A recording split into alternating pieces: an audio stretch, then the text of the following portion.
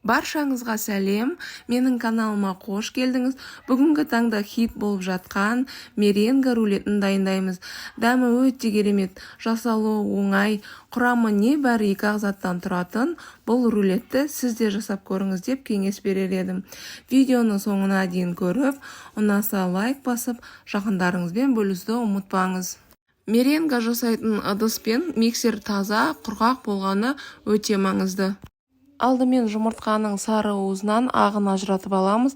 Бізге керегі қазір ақ уыз, сары уыздың бір тамшыда қосылып кетпеуін мұқият қадағалаймыз.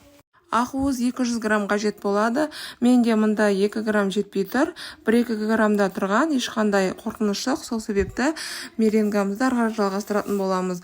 Ақ уызымыздың үстіне шым-шым тұзды салып, миксердің жай жылдамдығынан бастап миксерлейтін боламыз.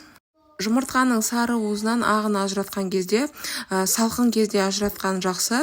Негізі меренга шайқаған кезде жұмыртқаның температурасы маңызды емес. Миксердің жылдамдығын орташа жылдамдыққа қоямыз. Ақ уызымыз осылай аппақ көпірік болғаннан кейін ғана қантты қосып бастаймыз. 2-3 секунд сайын арада үзіліс жасап, солай бір ас қасықтан қосып, үздіксіз миксерлейтін боламыз. Миксердің жылдамдығы әлі орташа жылдамдықта тұр.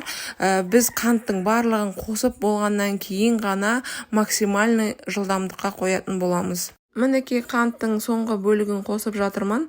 Енді қанттың барлығын қосып болғаннан кейін миксеріміздің жылдамдығын ең максимальный қатты жылдамдыққа қойып 7-8 минут аралығында миксерлеп аламыз.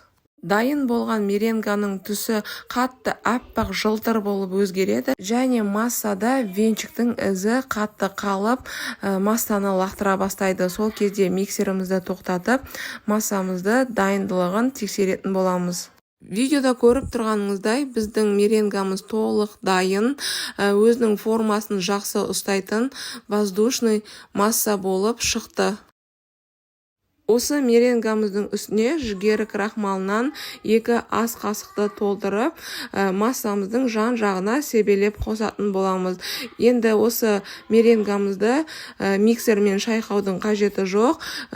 Силиконды лопатканың көмегімен жақсылап астынан үстіге қарай меренгамызды басып алмай жақсылап араластырамыз. Құрметті көрермен, қазақ тілді каналдың дамуына өз үлесіңізді қосып, видео ұнаса лайк басып, каналыма тіркеліп, қоңыраушаның белгісін келесі жаңа видео рецепттерімді жіберіп алмас үшін басып қоюыңызды сұраймын. Дайын болған меренгамызды сапасы жақсы пергамент қағазына барлығын салып шығып, бір тегіс етіп жайып аламыз. Осы кезде духовкамызды 140 градусқа верх-низ конвекция режиміне қосып дайындап қоямыз.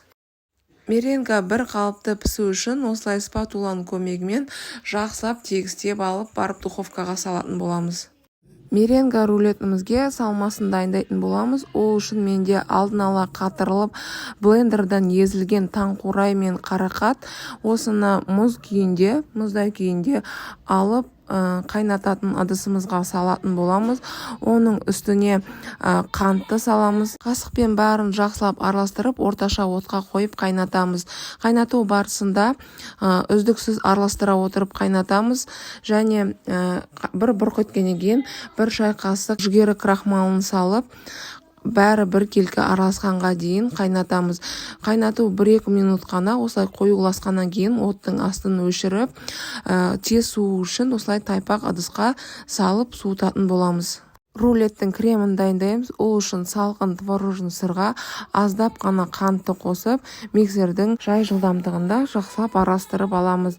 Араластырып болғаннан кейін салқын 33%-дан жоғарғы сливкиді құйып, барлығы бір келкі өзінің формасын жақсы ұстайтын крем болғанға дейін максимальный жылдамдықта жақсылап араластырып аламыз. Осымен крем дайын, формасын жақсы ұстап тұр. Осы кремді қазір холодильникке қоямыз. Біздің рулетіміз пісіп шықты 30 минутта. Осындай үстін ұстаған кезде хрустящий болу керек. Ыстық күйінде бетіне пергамент қағазын төсеп, оның үстіне решетканы қойып, противеньді төңкеріп, келесі пергамент қағазымызды ыстықтай босатып алатын боламыз. Сапасы жақсы пергамент қағазын қолдансаңыз, мінекей осылай оп-оңай босатылатын болады. Осы рулетті 20 минут шамасында суытамыз.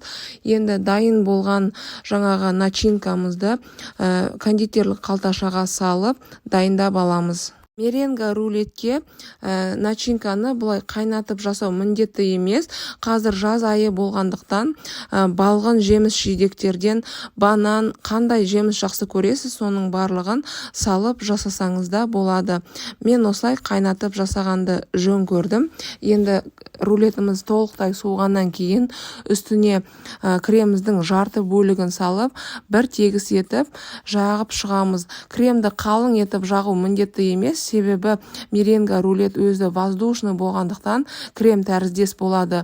Енді начинкамызды осылай жолақтап, видеода көрсетілгендей етіп жағып шығамыз. Астындағы пергамент қағазының көмегімен рулетті жинаймыз. Рулетті барынша тығыздау етіп жинаған дұрыс болады. Кесілген кезде әдемі көрініс болып шығатын болады. Енді рулетімізді осылай жоғарға тарта отыра пергамент қағазды қолымыздың көмегімен рулетті соңына дейін осылай орап шығамыз. Меренга рулеті өте воздушный, жұмсақ болғандықтан осы орап алған пергамент қағазымен абайлап көтеріп ыдысымызға салатын боламыз. Рулет осымен дайын. Енді қалауынша әсемдесеңіз болады. Мендегі насадка 1М, закрытая звезда. Бағанағы алып қалған кремнен осылай кондитерлік қалташаға салып, насадканың көмегімен әсемдеп шығатын боламын. Әсемдеуін өзіңіздің қалауыңызша жасауыңызға болады. Меренга рулеті осы творожный креммен өте дәмі керемет үйлеседі. Мендегі үйде қатырылған таңқурай мен қарақатпен әсемдеп шықтым. Осымен біздің дәмді өте керемет меренга рулетіміз дайын болды. Холодильникке кремі сіңу үшін 2 сағатқа қойып ұсынсаңыз болады. Менде бір ғана сағат тұрды. Енді кесіп дәмін көретін боламыз. Өте керемет, воздушный, айтып жеткізу мүмкін емес. Сондықтан міндетті түрде сіз де жасап көріңіз. Жақындарыңызды қуантыңыз. Видео ұнаса лайк басып, каналыма тіркеліп, комментарияға өз пікіріңізді жазуды ұмытпаңыз. Сіздермен бірге болған Ұлданай. Келесі видео рецептте кездескенше сау болыңыз.